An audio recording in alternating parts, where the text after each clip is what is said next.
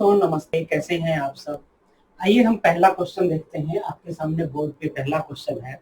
Question कहता है, if average of 5 consecutive numbers A B C D and E is 48, what is the product of A and E. तो देखिए, सबसे पहले कहता है कि 5 कंसेक्यूटिव नंबर्स हैं ए बी सी डी और ई, और इनका एवरेज क्या है। इनका एवरेज है 48। तो हमसे कह रहा है प्रोडक्ट ऑफ ए इंटू ई क्या होगा।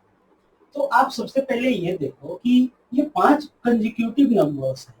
तो कंसेक्यूटिव नंबर्स हैं तो हम इसको कुछ एज्यूम करेंगे। तो कैसे एज्यूम करेंगे, तो इसके आपके दो तरीके हैं। पहला तरीका तो ये है जो जनरली आपको बुक्स में मिल जाएगा। पहला तरीका है, पहला नंबर x मान लिया, दूसरा x+1, तीसरा x+2, चौथा x+3 और पांचवा x+4, ऐसे करके मानेंगे। लेकिन हम ऐसे नहीं मानेंगे, हम इसको लेट एज्यूम करेंगे। पहला नंबर क्या है, 5 नंबर्स हैं। तो first number is x-2, second number is x-1, third number is x, fourth number is x+1 and fifth number is x+2। इस एजम्पशन और इस एजम्पशन में क्या डिफरेंस है। डिफरेंस ये है कि जब आप एवरेज निकालने के लिए इन पांचों का सम करेंगे और डिवाइडेड बाय 5 करेंगे, तो यहाँ पे क्या है कि ये जो एक्स्ट्रा जो ये आएंगे, जो ऐड करने पे ये नहीं आएंगे, ये कैंसिल आउट हो जाएंगे, केवल 5x आएगा। इसीलिए हम ऐसा एज्यूम करेंगे। तो आइए हम इसको एज्यूम करते हैं। लेट जो 5 कंसेक्यूटिव नंबर्स हैं वो क्या है, x-2, x-1, x, x+1 and x+2।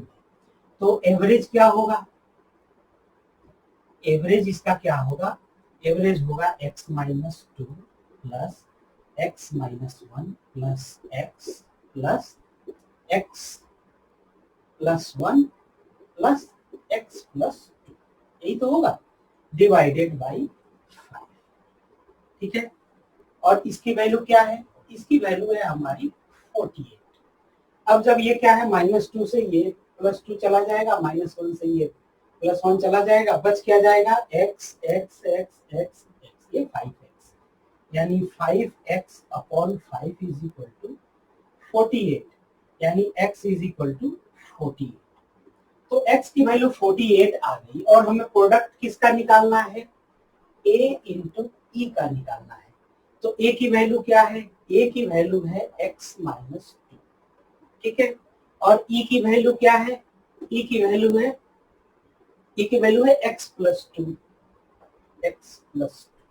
Is equal to, ये निकालना है। तो x-2 और x+2, a माइनस बी और a प्लस बी का फॉर्मूला क्या होता है, a square minus B square, यानी ये क्या हो गया, x स्क्वायर माइनस 4 का स्क्वायर। और x हमने कितना निकाला है, आप ये भी ना करो, आप सिंपल ऐसे निकाल लो।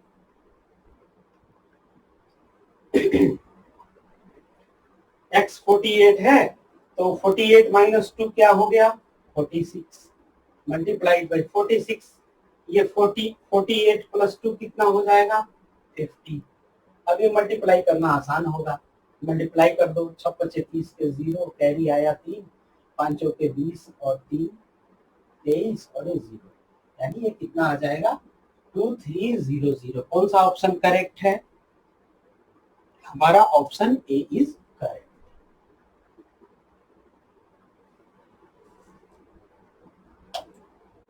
दोस्तों अब दूसरा क्वेश्चन देखते हैं। दूसरा क्वेश्चन भी एवरेज से ही है।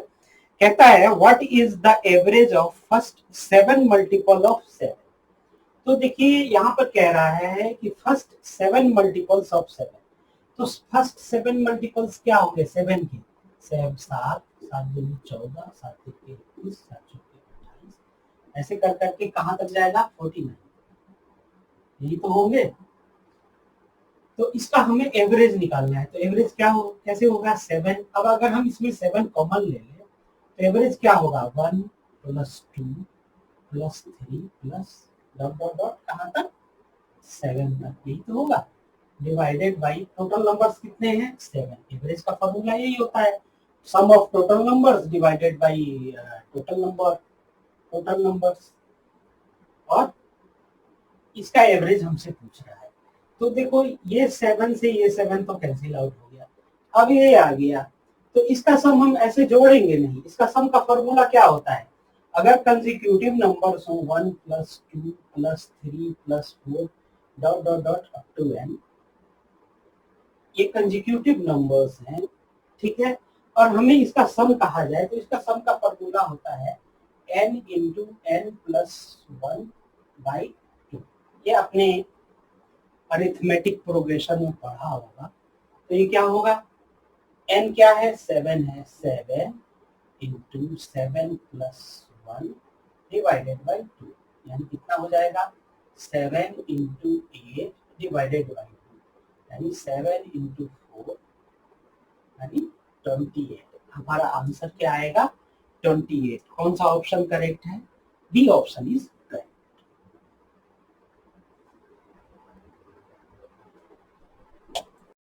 दोस्तों देखिएगा हमारे सामने बोर्ड पे एग्जांपल है, ये एग्जांपल एसेंशियल में पूछा गया है। कहता है if radius of a circle is increased by 20% then the area is increased by, net increase in area क्या होगा। 20% से क्या है, एरिया को रेडियस को इंक्रीज किया गया है सर्किल का। तो देखिए आप जानते हैं कि एरिया ऑफ सर्किल क्या होता है, area of circle pi R square होता है। और अब कह रहा है कि रेडियस में हम क्या करें 20% का इंक्रीमेंट कर दें। तो देखिए आपसे एक चीज बताऊं कि परसेंटेज में 20% को हम क्या लिखते हैं, 20% होता है 1/5 के बराबर।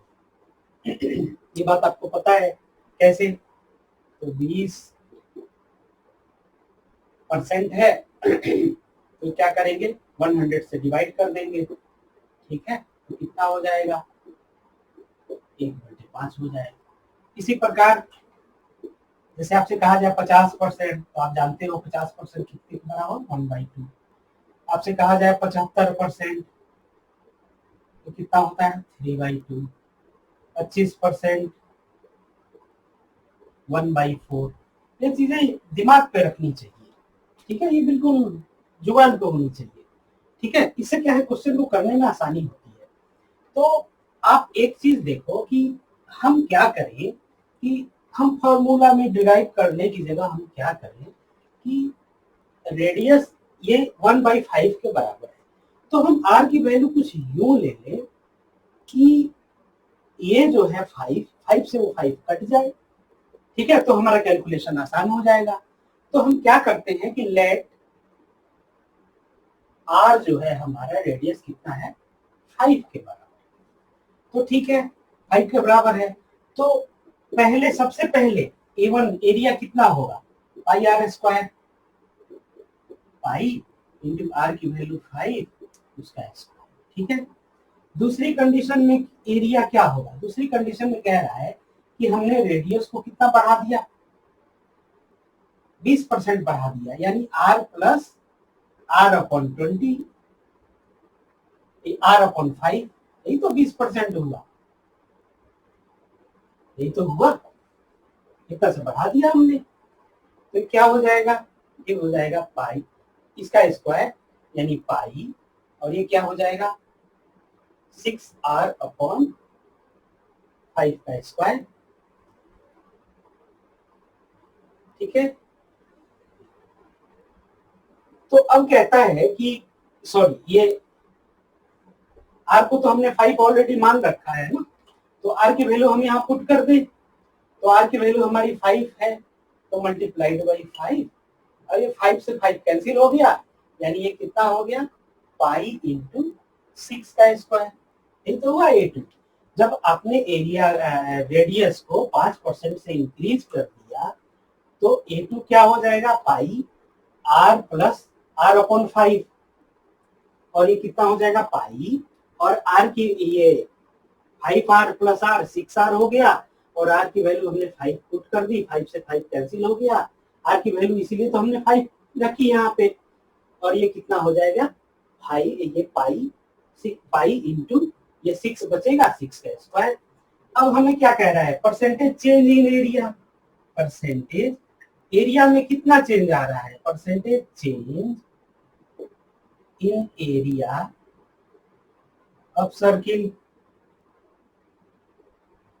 तो ये क्या हो जाएगा percentage change in area of circle क्या हो जाएगा, जो दूसरी बार जब चेंज करके हमने सर्किल का एरिया निकाला है वो A2 माइनस A1, और किसके रिस्पेक्ट में निकाल रहे हैं, तो इनिशियली A1 जो है उसके रिस्पेक्ट में निकाल रहे हैं, मल्टीप्लाइड बाई 100, यही तो होगा। यानी ये क्या हो जाएगा A2 कितना है हमारा pi into 6 square, pi into 6 square minus A1 कितना है pi into 5 square, pi into 5 का square upon pi into A1 5 का स्क्वायर मल्टीप्लाइड बाई 100। अब इसको आप सॉल्व कर लीजिए। तो इसको सॉल्व करना तो बहुत आसान है, कैसे, तो यहाँ से पाई कॉमन ले लीजिए, ये पाई और ये क्या हो गया 6 का स्क्वायर माइनस 5 का स्क्वायर अपॉन पाई 5 का स्क्वायर, पाई से पाई कैंसिल हो गया। अब ए स्क्वायर माइनस बी स्क्वायर को हम क्या लिखते हैं ए प्लस बी, फॉर्मूला याद कीजिए ए प्लस बी, और ये ए माइनस बी 6 माइनस 5 अपॉन ये क्या है 5 इंटू 5, ये क्या हो जाएगा 6 और 5 11, अब मल्टीप्लाइड बाई 100, यहाँ भी 100 होगा मल्टीप्लीकेशन, तो ये क्या हो जाएगा 11 इंटू 6 ये 5 1, और ये क्या हो गया 25 मल्टीप्लाइड बाई 100, 25 चौके 100, ठीक है, यानी 11 मल्टीप्लाइड बाई 4 कितना हो जाएगा 44%। परसेंटेज चेंज इन एरिया कितना हो जाएगा 44% हमारा आंसर आ जाएगा। उम्मीद है आपको ये चीज समझ में आ गई होगी। एक बार फिर से समझ लीजिए, क्या है कि एरिया ऑफ सर्किल हमने क्या माना, एरिया ऑफ सर्किल माना, एरिया ऑफ सर्किल हमें पता है पाई आर स्क्वायर होता है, और 20% से रेडियस इंक्रीज किया गया है, तो यानी 20% की वैल्यू क्या होती है रेशियो में 1/5 होती है। तो हमने आर की वैल्यू क्या कर लिया, वह कुछ कन्वीनियंट ले लिया, जो ये 5 कैंसिल आउट हो जाए, तो आर की वैल्यू हमने रेडियस की वैल्यू 5 मान ली, तो पाई आर स्क्वायर, और पहले केस में, दूसरे केस में जब हम बढ़ा रहे हैं तो क्या हो जाएगा R plus R, R upon 5 का स्क्वायर, आर की वैल्यू यहाँ पुट कर दी, इससे क्या है पाई इंटू 6 स्क्वायर आ गया। और परसेंटेज निकालना है तो A2 minus A1 upon A1 multiplied by 100 कर दिया, हमारा ये आंसर आ गया।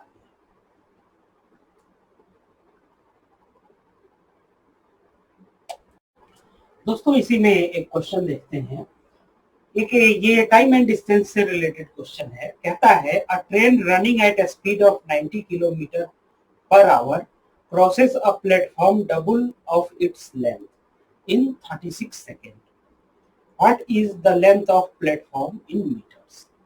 तो देखिए सबसे पहले आप एक चीज को समझिए कि कह रहा है कि जैसे मान लीजिए कि ये प्लेटफॉर्म और ट्रेन जो है, ट्रेन की ये प्लेटफॉर्म जो है वो ट्रेन की लेंथ का डबल है। तो मान लिया ट्रेन का लेंथ L है, तो इसका लेंथ क्या हो जाएगा 12 हो जाएगा। तो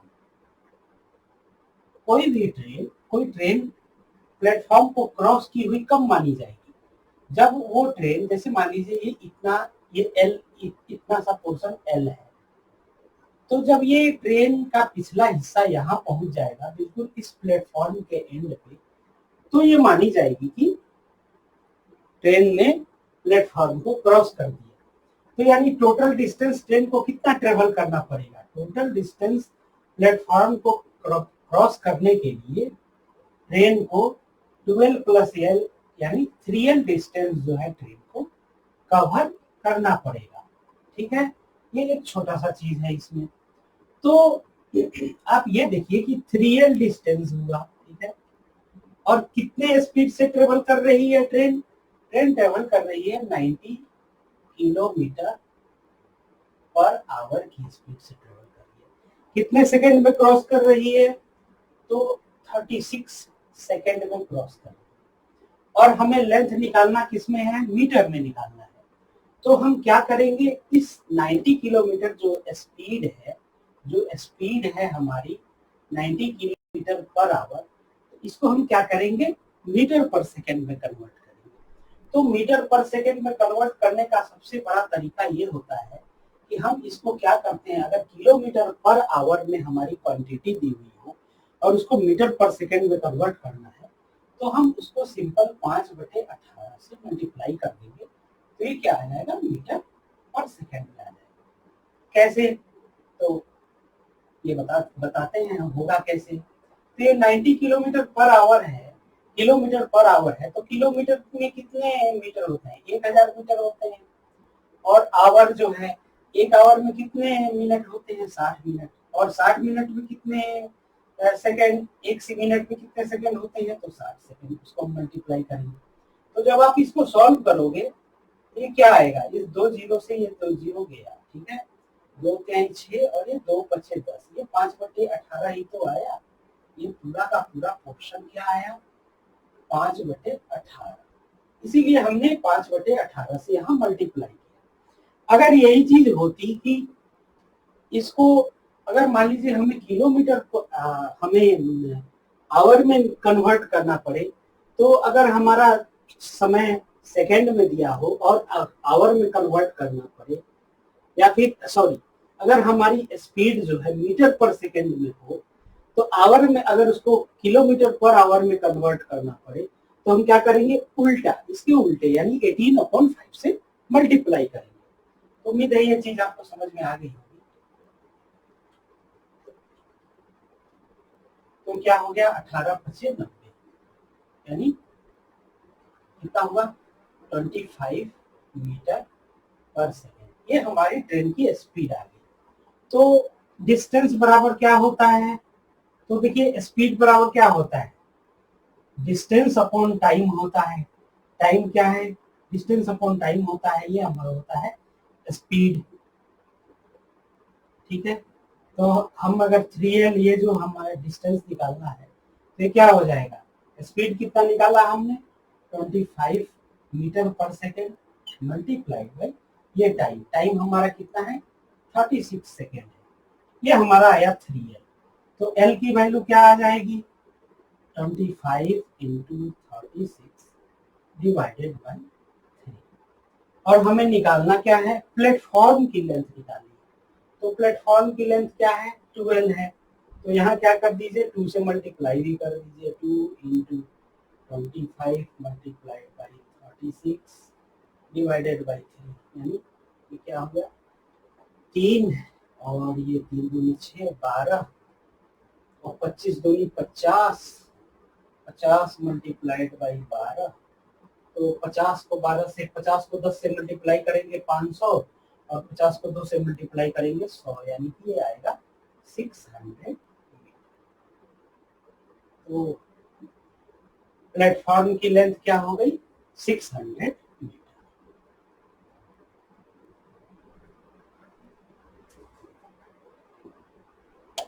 क्वेश्चन है आपके सामने बोर्ड पे। क्वेश्चन कहता है distance between Delhi and Lucknow is 540 kilometres.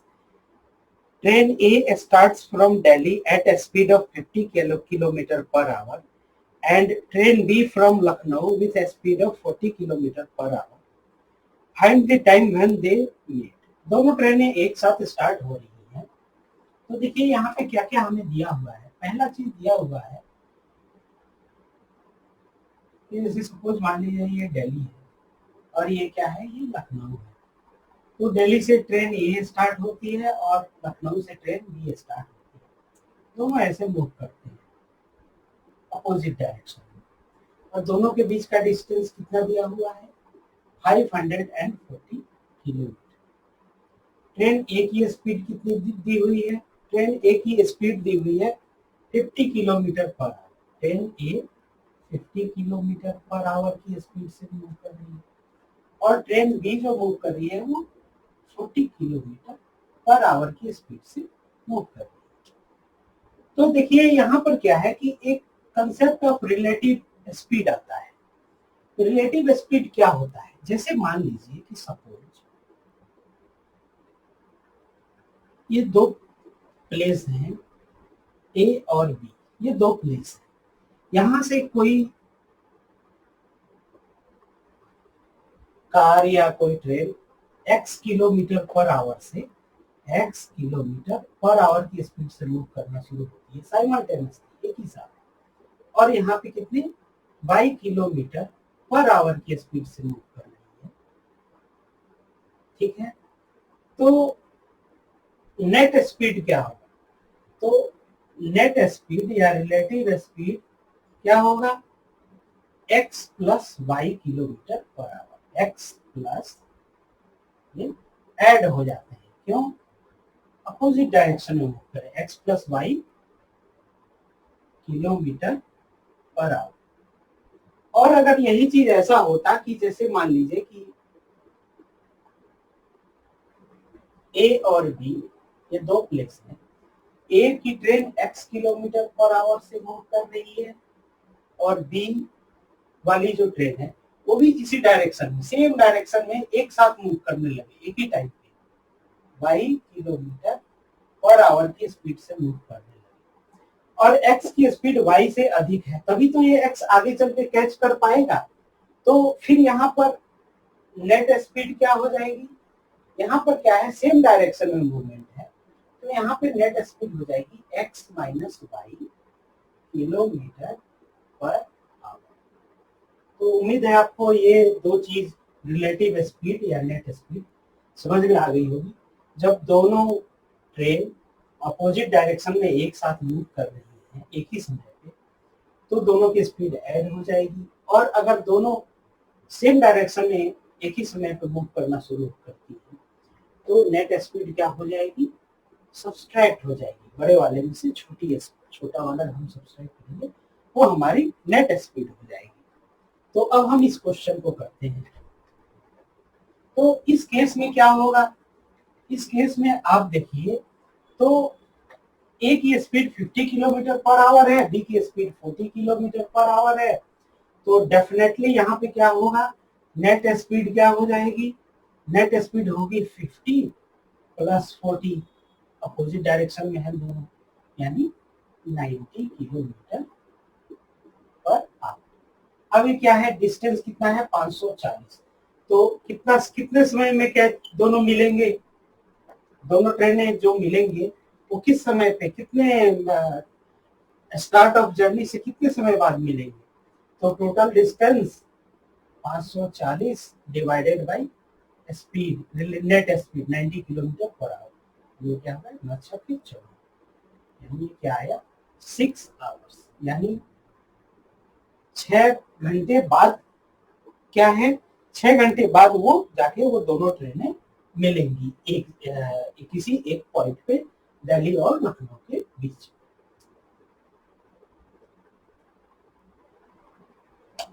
दोस्तों बोर्ड पे आपके सामने एक और क्वेश्चन है। दोस्तों आपको मैं ये प्रीवियस ईयर्स में पूछे गए प्लेसमेंट पेपर्स के सवाल आपको करा रहा हूँ। अच्छे क्वेश्चंस हैं, छोटे छोटे से लॉजिक हैं, बस आप उनको केयर करेंगे बहुत इजीली क्वेश्चन सॉल्व हो जाएंगे। लेकिन लॉजिक होते हैं, आपको उसका बस ध्यान रखेंगे, बहुत बेनिफिशियल होते हैं ये एग्जाम्स में। आपको स्कोर आप कर सकते हैं, इसको रिटन क्लियर करने में काफ़ी आसानी होती है। अगर किसी का टेक्निकल, अगर C++ जाओ, ये ग्रुप्स या फिर और जो चीज़ें हैं उसमें अगर किसी के स्कोर कम हो रहे हैं या क्वेश्चंस करने में थोड़ी प्रॉब्लम हो रही है, तो अगर किसी की तैयारी अच्छी है, एप्टीट्यूड, लॉजिकल रीजनिंग, इंग्लिश की, तो वो क्या है, उसका सिलेक्शन जो है इसमें ये चीज़ें मदद करती हैं। तो देखते हैं इस क्वेश्चन को। क्वेश्चन कहता है a goods train start from station A at 7 AM with a speed of 30 kilometer per hour. Also at 11 AM, an express train starts from same station A with a speed 45 kilometer per hour. Find out the time when express train catches the goods. तो देखिए यहाँ पर क्या है कि बिल्कुल आपसे वही जो सिचुएशन था, आपको पिछले क्वेश्चन में मैंने डिस्कस किया था, वही है कि जैसे ये स्टेशन है, कोई पर्टिकुलर स्टेशन है, और यहाँ पे क्या है कि एक जो ट्रेन है वो गुड्स की ट्रेन है। गुड्स ट्रेन जो है वो स्टार्ट होती है, कितने बजे स्टार्ट होती है? ये सुबह 7 AM पे स्टार्ट होती है, 7 AM पे स्टार्ट होती है। और इसकी स्पीड क्या है? इसकी स्पीड है, गुड्स ट्रेन की स्पीड है 30 kilometre per our, 30 kilometre per hour. और फिर एक एक्सप्रेस ट्रेन स्टार्ट होती है इसी प्लेस पे, कितने बजे स्टार्ट होती है? ये एक्सप्रेस ट्रेन स्टार्ट होती है 11 AM पे स्टार्ट होती है। और विथ स्पीड क्या है इसकी? इसकी स्पीड है 45 किलोमीटर पर आवर। तो ये कहता है कि डेफिनेटली इसकी स्पीड ज्यादा है, इसकी स्पीड गुड्स ट्रेन की स्पीड कम है। तो आगे कहीं जा करके ये ट्रेन जो है इस ट्रेन को कवर कर लेगी, मतलब इस ट्रेन को कैच कर लेगी। तो कहाँ पे करेगी, मतलब कितने टाइम बाद कैच करेगी? तो देखिए 11 AM पे जब ये ट्रेन एक्सप्रेस ट्रेन स्टार्ट होगी यहाँ से, तब इस ट्रेन की पोजीशन क्या होगी? तो इस ट्रेन की पोजीशन यानी कि 7 बजे स्टार्ट हुई है और 11 बजे यानी 4 घंटे, 4 घंटे में ये ट्रेन सपोज मान लीजिए यहाँ पे पहुंची, सपोज 4 घंटे बाद ये ट्रेन यहाँ पर पहुंची, तो ये डिस्टेंस कितना होगा? तो ये डिस्टेंस हमारा क्या आ जाएगा? ये डिस्टेंस होगा इसकी speed multiplied by time 4 hours, यानी ये कितना होंगे? 120 किलोमीटर ये ऑलरेडी ट्रेवल कर चुकी रहेगी। गुड्स ट्रेन जो है कितने किलोमीटर ट्रेवल कर गई? 120 किलोमीटर। अब 11 बजे पोजीशन क्या है? 11 बजे पोजीशन कुछ यूं है, एक्सप्रेस ट्रेन यहाँ है और गुड्स ट्रेन यहाँ है, दोनों एक साथ अब चलेंगी। तो इसका मतलब क्या है? इसका मतलब है कि इस ट्रेन को कवर करने में कितना डिस्टेंस ट्रेवल करना होगा? नेट 120 किलोमीटर ट्रेवल करना होगा। इस केस में फिर जो नेट स्पीड क्या होगी? वी नेट, या फिर रिलेटिव स्पीड क्या हो जाएगी? तो रिलेटिव स्पीड हो जाएगी आपका एक्सप्रेस ट्रेन की स्पीड 45 माइनस गुड्स ट्रेन की स्पीड 30, यानी ये कितनी हो गई? 15 किलोमीटर पर आवर। और डिस्टेंस कितना है? डिस्टेंस है 120 किलोमीटर। तो टाइम क्या आ जाएगा? टाइम क्या होगा? तो टाइम होगा डिस्टेंस अपॉन स्पीड। टाइम क्या होगा? डिस्टेंस अपॉन स्पीड होगी, यानी डिस्टेंस कितना है? 120 डिवाइडेड बाई 50, 15 8 120, यानी कि 8 आवर्स। 8 आवर्स बाद क्या है? ये train express train goods train को कैच कर लेगी, यानी 11 बजे तो स्टार्ट हुई है एक्सप्रेस ट्रेन, तो कितने बजे कैच करेगी? तो 11 और 1 12 प्लस 7, यानी कि ये 7 बजे 7 PM पे जाकर के क्या करेगी? कैच कर लेगी गुड्स ट्रेन को। एक्सप्रेस ट्रेन 7 PM पे जाके गुड्स ट्रेन को कैच कर लेगी। उम्मीद है आपको ये कंसेप्ट समझ में आ गया होगा।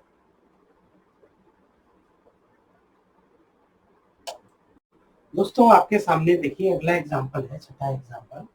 कहता है at what time between 2 and 3 o'clock will the hands of a clock be together. तो जैसा कि हम जानते हैं कि कोई घड़ी हो, ये कोई क्लॉक है, और सपोज ये 12, ये 3, ये 6, ये 9। तो कहता है कि ये एक और ये एक और ये, कहता है कि 2 बजे, मान लिया कि ये सेंटर है, तो आवर एंड छोटी होती है और जो हमारी मिनट की हैंड होती है वो बड़ी होती है। तो 2 बजे, 2 बजे के बाद ये जो दोनों हैंड है, मिनट के हैंड और आवर के जो हैंड है, ये कब मिलेंगे, कितने टाइम पे मिलेंगे? तो सबसे पहले देखिए कि हम आपसे कुछ कंसेप्ट डिस्कस करना चाहते हैं।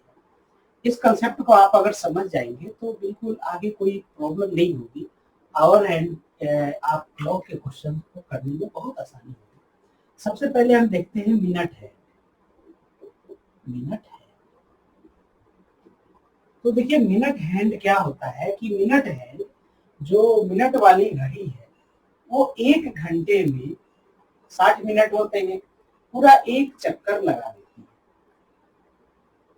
पूरा एक चक्कर घड़ी का लगा देती है, यानी कि क्या है, पूरी 360 डिग्री घूम जाती है। तो मिनट हैंड कितना ट्रेवल करती है? मिनट हैंड आपको 1 घंटे में 360 डिग्री ट्रेवल करती है। तो 1 मिनट में कितना ट्रेवल करती है मिनट हैंड? तो 1 मिनट में ट्रेवल करती है 360 डिग्री डिवाइडेड बाई 60। यही तो होगा। 1 घंटे में मिनट हैंड पूरी घूम जाती है सर्किल को, तो 360 डिग्री ट्रेवल कर जाती है। तो और 60 होते हैं हमारे 1 मिनट में, हम 60 मिनट में, 1 घंटे में 60 मिनट होते हैं, तो 1 मिनट में कितना ट्रेवल करेगी? तो 1 मिनट में हमारी मिनट हैंड ट्रेवल करेगी 6 डिग्री। 6 डिग्री क्या होगी? 1 मिनट में हमारी मिनट हैंड ट्रेवल करेगी। तो ये जो 6 डिग्री है ये इसकी स्पीड होगी। स्पीड क्या होगी मिनट हैंड की? 6 डिग्री पर मिनट। ठीक है, तो आप याद रखेंगे कि मिनट हैंड की स्पीड क्या होती है? 6 डिग्री पर मिनट। अब हम देखते हैं आवर हैंड की। जो हमारी आवर हैंड होती है वो पूरा कितने देर में घूमती है? तो आवर हैंड 12 घंटे में पूरी 360 डिग्री घूम जाती है। तो 12 घंटे में घूमती है, यानी कि तो 1 घंटे में कितना घूमेगी? तो 1 घंटे में घूमेगी 360 बटे 12 डिग्री तो घूमेगी। तो ये कितना आएगा? 30 डिग्री आएगा। तो 1 घंटे में आवर हैंड 30 डिग्री घूमती है। तो 1 मिनट में कितना घूमेगी? तो 1 मिनट में आवर हैंड कितना घूमेगी? 30 डिग्री। और 1 मिनट में कितना? 1 मिनट में यानी 60। 1 आवर में होते हैं 60 मिनट, तो 1 मिनट में कितना ट्रेवल कर जाएगी? तो 30/60 यानी 1/2 डिग्री। ठीक है, तो आवर एंड की स्पीड क्या होती है? 1/2 डिग्री पर मिनट। ठीक है, आवर एंड की स्पीड होती है 1/2 डिग्री पर मिनट और मिनट हैंड की स्पीड होती है 6 डिग्री पर मिनट। तो नेट स्पीड या रिलेटिव स्पीड क्या होगी? नेट स्पीड से हमारा मतलब ये है कि जैसे मान लीजिए कि ये 12 बजे, ये हमारी आवर हैंड है और ये हमारा मिनट हैंड है, दोनों एक साथ हैं। ठीक है, तो ये जब मूव करना शुरू करेगी तो 1 मिनट में क्या है, 1 मिनट में ये आवर हैंड, ये हमारी मिनट हैंड 6 डिग्री यहाँ कुछ ट्रेवल करेगी और 1 मिनट में ये कितना आवर हैंड कितना ट्रेवल करेगी? हाफ डिग्री, कुछ यहाँ कुछ यूं आएगी यहाँ। तो ये जो इन दोनों के बीच का जो डिफरेंस होगा वो क्या होगा? नेट नेट स्पीड या फिर रिलेटिव स्पीड होगी। वो क्या होगी? 6 डिग्री माइनस 1/2 डिग्री। 6 माइनस 1/2 कितना हो जाएगा? 12 माइनस 1 यानी 11/2 डिग्री। तो ये तीसरी चीज याद रखेंगे कि नेट रियल स्पीड क्या होती है? 11/2 डिग्री होती है। तो 3 चीजें हमारी निकल के आई इससे, इस डिस्कशन से।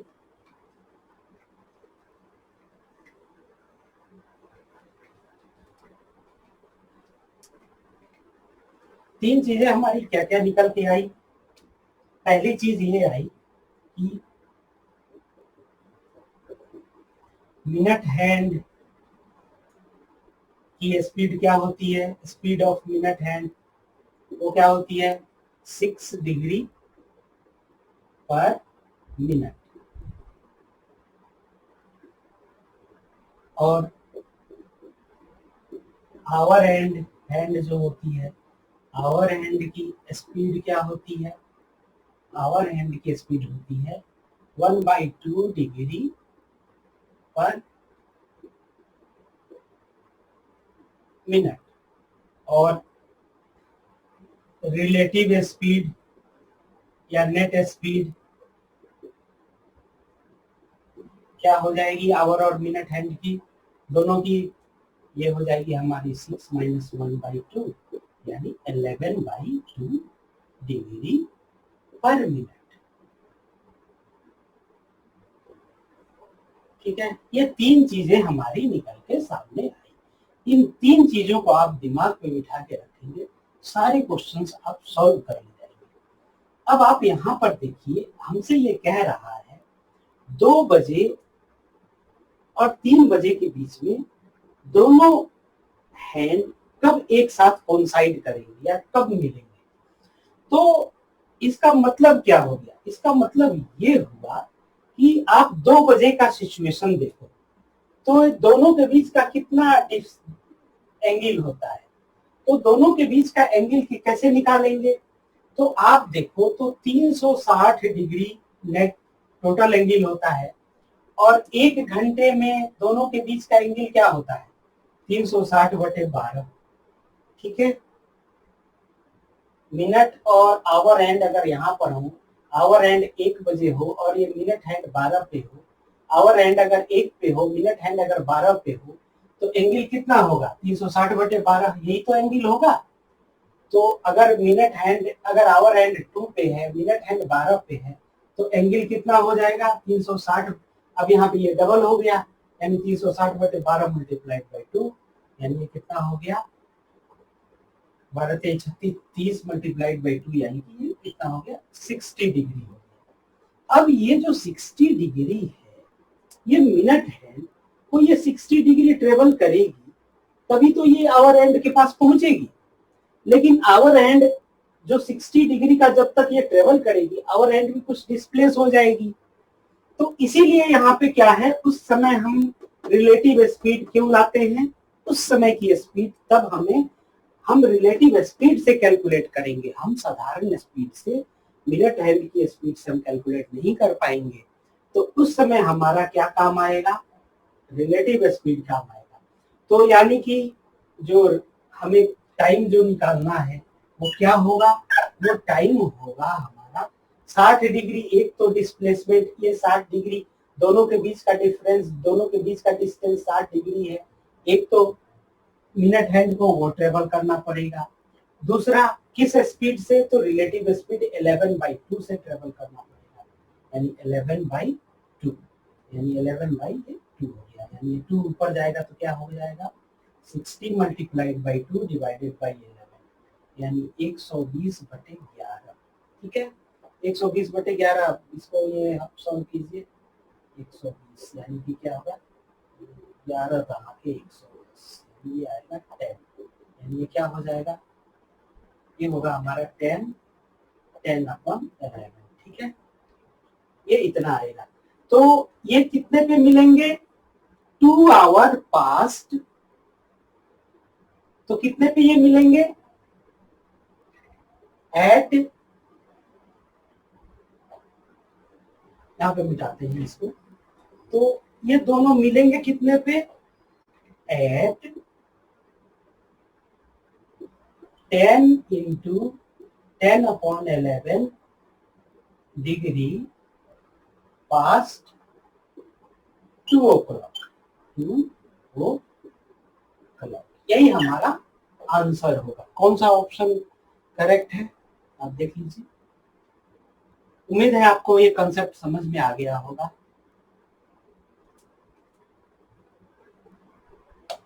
नेक्स्ट क्वेश्चन कहता है the owner of an electric shop charges his customer 24% more than the cost price if a customer paid rupees 10,080 for a TV set then what was the cost price of the TV set. तो देखिए ये profit and loss का question है, तो profit and loss के question को आप direct फॉर्मूले अप्लाई करके कर सकते हैं। मैं एक अलग तरीका बताता हूँ, यहाँ हम रेशियो मेथड का यूज करेंगे।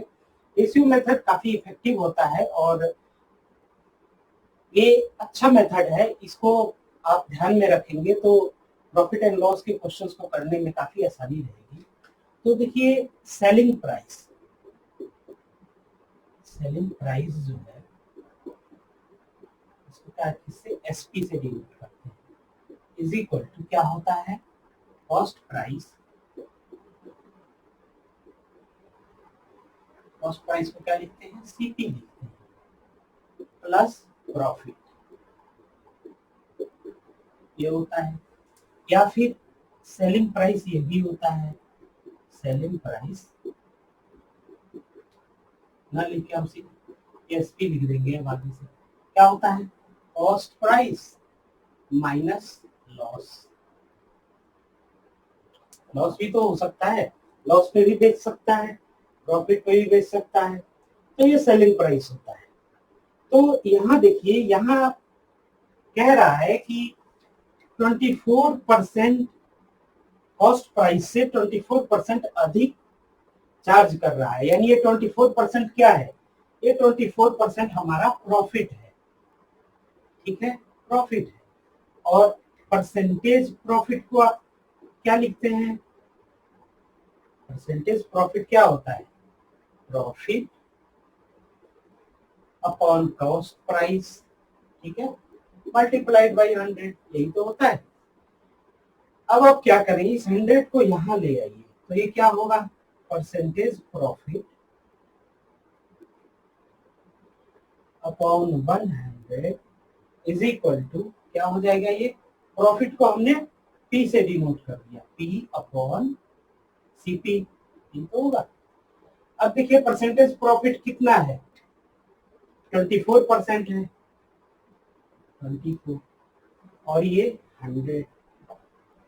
अब आप इसको सॉल्व कीजिए, क्या होगा 2 2 दूनी 4 और ये हो जाएगा आपका 50, फिर ये होगा आपका 6 और ये कितना हो जाएगा 25, यानी ये आएगा आपका 6/25। तो ये आपका आया 6/25 आ रहा है, ठीक है प्रॉफिट अपॉन कॉस्ट प्राइस का रेशियो। तो देखिए आगे कैसे करेंगे,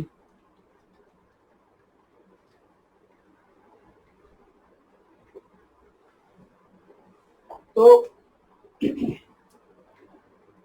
प्रॉफिट अपॉन कॉस्ट प्राइस कितना है 6/25 है, और आपका सेलिंग प्राइस क्या होता है, सेलिंग प्राइस होता है कॉस्ट प्राइस प्लस प्रॉफिट, अभी बताया था आपको। यानी सेलिंग प्राइस इस केस में क्या हो जाएगा, इस केस में हो जाएगा ये जो रेशियो है इसको हम यूनिट्स में मान लें, यानी 25 + 6 यही तो होगा, यानी 31। ये 31 क्या होगा, इसको ये यूनिट होगा, ये इसको हम यूनिट्स मानते हैं, ठीक है। तो ये 31 सेलिंग प्राइस आ गया, ठीक है रेशियो के फॉर्म में। तो ये जो 31 सेलिंग प्राइस है ये किसके बराबर है, यही तो है हमारा 10,080 के बराबर, यही तो 10,080 के बराबर है, ठीक है 31 यूनिट जो है किसके बराबर है 10,080 के बराबर है। तो आपका एक यूनिट किसके बराबर हो जाएगा, एक यूनिट बराबर होगा 10,080 डिवाइडेड बाई 31। और आपको निकालना क्या है कॉस्ट प्राइस, कॉस्ट प्राइस कितना यूनिट है 25 यूनिट है, तो 25 यूनिट किसके बराबर होगा, ये होगा 10,080 डिवाइडेड बाई 31 मल्टीप्लाइड बाई 25। अब इसको सॉल्व करेंगे तो 25 यूनिट कितने के 25 यूनिट हमारा कॉस्ट प्राइस ही तो है, कॉस्ट प्राइस किसके बराबर हो जाएगा 10,080 डिवाइडेड बाई 31, ठीक है 10,080 डिवाइडेड बाई 31 और 25 यूनिट का निकालना है तो 25 से मल्टीप्लाई कर देंगे ये आपका आंसर लगभग आएगा 8129.03, 8129.03, यानी ये आएगा 8129। कौन सा ऑप्शन करेक्ट है? Option C is correct, option C is correct. तो इस प्रकार रेशियो से निकालते हैं। थोड़ा कैलकुलेशन अभी इस यहाँ पे लेंदी है, लेकिन एग्जाम में टाइम कम होता है तो कैलकुलेशन कुछ इजी सा आएगा, आप देखना। इस टाइप के एग्जांपल्स में कैलकुलेशन थोड़े इजी से होते हैं, लेकिन यहाँ पर थोड़ा लेंदी सा कैलकुलेशन है। आइए दोस्तों एक और क्वेश्चन देखते हैं प्रॉफिट एंड लॉस का, आपका कंसेप्ट और क्लियर हो जाएगा। कहता है अ शॉप, बोर्ड पे देखिए, a shopkeeper sells a mixer at a loss of 6%. If he had sold it at rupees 588 more than he would get 8% of profit. Then find the cost price of mixer. तो देखिए, मान लिया कि वो जो mixer है, mixer grinder जो भी है, उसका कॉस्ट प्राइस 100 है, ठीक है। तो पहली बार में क्या कह रहा है? पहली बार में कह रहा है कि ये 6% के लॉस पे बेच रहा है, ठीक है, 6% के लॉस में बेच रहा है। तो जब ये 6% के लॉस में बेच रहा है तो उसका सेलिंग प्राइस क्या हो जाएगा? और बड़ा लिखता हूँ, ये 6% का लॉस है, तो सेलिंग प्राइस क्या हो जाएगा? 94 हो जाएगा। 100 में 6 चला जाएगा, 94 होगा। और अगर वो कहता है कि 8% जो कॉस्ट प्राइस है उसे 8% मोर में बेचता, ये सेलिंग प्राइस तब है जब वो 6% के लॉस में बेचता है। और अगर कॉस्ट प्राइस से 8% अधिक पे बेचता तो उसको कितने, तो उसका सेलिंग प्राइस कितना हो जाता? 108 हो जाता उसका सेलिंग प्राइस, ठीक है। और आपको क्वेश्चन में क्या दे रखा है? दे रखा है कि ये 6% के लॉस पे बेचता है, और अगर 588 रुपए ज्यादा पे बेचता तो उसको 8% का प्रॉफिट हो जाता। तो ठीक है, तो 5, तो यहाँ पर क्या होगा? यहाँ पर ये क्या होगा? 108 रुपया, 108 जो यूनिट है, इस पे इसका और इसका डिफरेंस 94 यूनिट का डिफरेंस, यही तो होगा 588 के बराबर। 588 रुपीज के बराबर होगा, यही तो होगा। यानी 108 माइनस 94 कितना हो गया? 4, और ये 10 में से हो गया 1, 14, यानी 14 यूनिट बराबर है 588 के। तो 1 यूनिट बराबर होगा 588 बटे 14। तो आपका कॉस्ट प्राइस क्या होगा? कॉस्ट प्राइस 100 यूनिट है, तो 100 यूनिट यानी cost price is equal to 100 unit, और वो किसके बराबर होगा? 588 डिवाइडेड बाई 14 मल्टीप्लाइड बाई 100। तो इसको कैलकुलेट करते हैं तो क्या हो जाएगा? 14 चौके 56, 56 और 2, ये क्या हो जाएगा? 14 चौके 56, और ये दो आया, 14 दूनी 28, यानी 4200। यही क्या हो जाएगा? कॉस्ट प्राइस हो जाएगा। कॉस्ट प्राइस कितना होगा? ₹4200। तो देखा आपने, रेशियो मेथड से क्वेश्चन को आप कितनी आसानी से सॉल्व कर सकते हैं। दोस्तों आपके सामने देखिए बोर्ड पे क्वेश्चन है, ये टाइम एंड वर्क का क्वेश्चन है। देखिएगा, अच्छा क्वेश्चन है। कहता है if A can complete a work in 32 days and B can do the same work in half the time taken by A. A जितना टाइम लेता है उससे बी आधा समय लेता है, यानी ए 32 डेज में वो काम को कंप्लीट करता है, तो बी यानी 16 दिन में कंप्लीट कर देगा। Then working together what part of same work they can finish in a day. अगर वो दोनों साथ में काम करें ए और बी, तो एक दिन में वो जो टोटल वर्क है उसका कितना पार्ट फिनिश करेंगे। तो देखिए, सबसे पहले आप ये देखिए कि जो वर्क है वो ए जो है वो कंप्लीट करता है 32 डेज में, और बी जो कंप्लीट करता है वो कितने? 16 डेज में। तो आपका टोटल वर्क कैसे निकलता है? टोटल वर्क जो होता है, टोटल वर्क होता है वो एलसीएम, वो होता है आपका एलसीएम ऑफ जो जितने दिनों में जो पार्टिसिपेंट्स उस वर्क को कंप्लीट करते हैं। यहाँ पार्टिसिपेंट्स कौन कौन है? ए है और बी है। इंडिविजुअली ए जो है वो 32 डेज में कंप्लीट करता है, बी जो है वो 16 डेज में कंप्लीट करता है। तो ये टोटल वर्क क्या होगा? एलसीएम ऑफ 32 एंड 16 कितना आएगा? 32 और 16 का एलसीएम क्या आएगा? 32 आएगा। यानी टोटल वर्क क्या आया हमारा? टोटल वर्क हुआ हमारा 32 हुआ, 32 यूनिट या जो भी माने, ठीक है। तो इससे हम क्या करेंगे? क्वेश्चन करने का तरीका समझिए, इफिशियंसी निकालेंगे। इफिशियंसी का मतलब क्या होता है? तो इफिशियंसी निकालते कैसे हैं? तो सबसे पहले इफिशियंसी ऑफ ए क्या होगा? Total work, total work, efficiency of A क्या होगा? Total work divided by number of days A finishes work, A finishes work. यानी टोटल वर्क है हमारा 32 यूनिट और कितने दिनों में कंप्लीट करता है? ए 32 दिन में। तो इफिशियंसी क्या होगा? इफिशियंसी होगा 1। ए की इफिशियंसी क्या हो जाएगी? 1 हो जाएगी। उसी प्रकार बी की इफिशियंसी क्या होगी? बी की इफिशियंसी होगी टोटल वर्क 32 और ये कंप्लीट करता है 16 दिन में, यानी बी की इफिशियंसी 2 हो जाएगी। तो इस इफिशियंसी का आगे आप मतलब समझिए। इफिशियंसी ऑफ ए 1 है, इसका मतलब है कि ए जो है एक दिन में 1 यूनिट काम कंप्लीट करेगा, बी एक दिन में कितना यूनिट काम कंप्लीट करेगा? 2 यूनिट कंप्लीट करेगा। यानी बी की इफिशियंसी ए से 2 गुनी है। तो अब हमें निकालना क्या है? हमें निकालना है कि टुगेदर, टुगेदर वो लोग कितने दिन, एक दिन का काम, टुगेदर,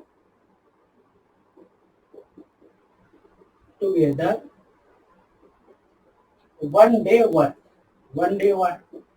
तो एक दिन में कितना काम कंप्लीट करेंगे? तो देखिए एक जो है ए जो है 1 यूनिट काम कंप्लीट करता है, बी जो है वो 2 यूनिट काम कंप्लीट करता है। ये इफिशियंसी यही तो बता रही है कि ए जो है 1 यूनिट काम कंप्लीट करता है, बी 2 यूनिट काम कंप्लीट करता है 32 में से। तो कम दोनों टुगेदर वर्क करेंगे तो ए 1 यूनिट, बी 2 यूनिट, यानी 1 + 2 और टोटल वर्क 32। यानी कितना पार्ट कंप्लीट होगा एक दिन में? 3/32। ठीक है, उम्मीद है आपको टोटल वर्क और कैसे निकालते हैं, इफिशियंसी कैसे फाइंड आउट करते हैं, इसके बीच का रिलेशन आपको समझ में आ गया होगा। तो हमारा ऑप्शन क्या होगा? 3/32। कौन सा ऑप्शन करेक्ट है? A option is correct.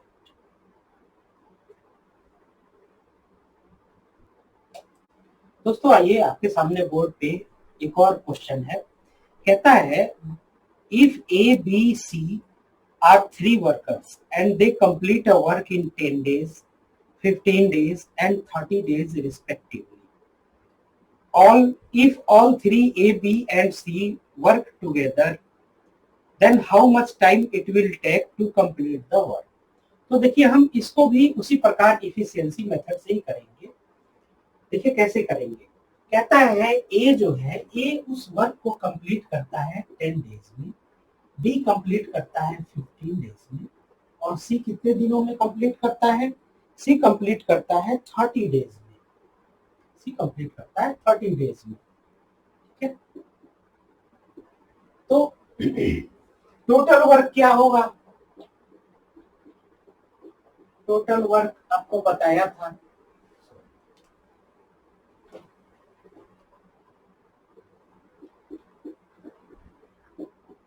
Total work, तो टोटल वर्क क्या होगा? ए 10 दिन में करता है, बी 15 दिन में, सी 30 दिन में। तो एलसीएम निकाल दीजिए। एलसीएम ऑफ 10, 15 एंड 30 कितना आएगा? एलसीएम 10, 15 और 30 का एलसीएम कितना आएगा? तो 30 आएगा एलसीएम, ऐसे करके देख लीजिए, 10, 15 और 30, ठीक है। 5 से 5 दूनी 10, 5 से 15, 5 से 30, फिर 2 से 1, 3, 2 3 6। बहुत सारे मेथड होते हैं एलसीएम निकालने के।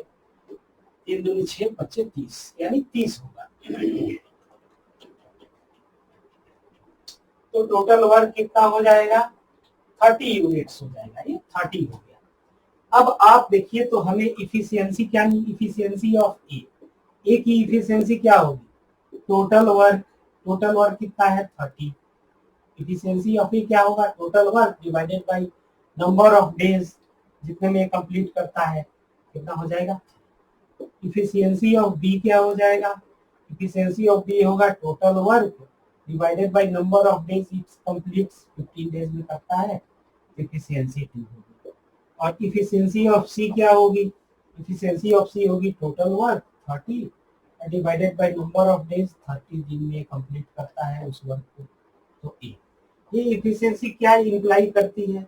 ये इफिशियंसी इंप्लाई करती है कि एक दिन में 30 यूनिट का ये 3 यूनिट काम कंप्लीट कर देगा ए। बी एक दिन में 2 यूनिट काम कंप्लीट करता है, सी एक दिन में 1 यूनिट काम कंप्लीट करता है। अब ये कहता है कि टुगेदर, तो वर्किंग टुगेदर, एक साथ वर्किंग टुगेदर, तो जब ये एक साथ वर्क करेंगे तो कितने दिनों में कंप्लीट करेंगे? तो क्या होगा? Total work divided by sum of efficiencies, यही तो होगा।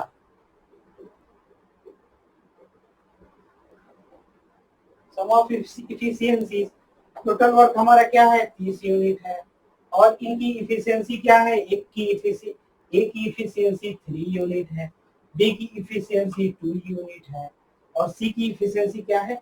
1 यूनिट है। यानी कितना हो गया? 30 डिवाइडेड बाय 6, यानी कितना हो जाएगा? 5। यानी 5 दिनों में ये लोग उस वर्क को कंप्लीट कर लेंगे।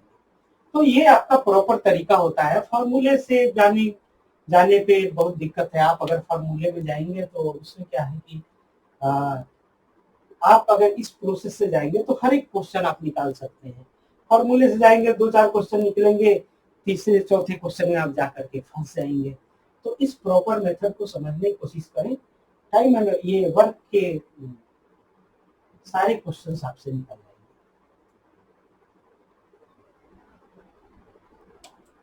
दोस्तों देखिएगा, कैंपस प्लेसमेंट ये प्रीवियस सीरीज में हम देख रहे हैं। यहाँ पर एक और क्वेश्चन है, ये भी एसेंशियल का कैंपस प्लेसमेंट का पूछा हुआ क्वेश्चन है।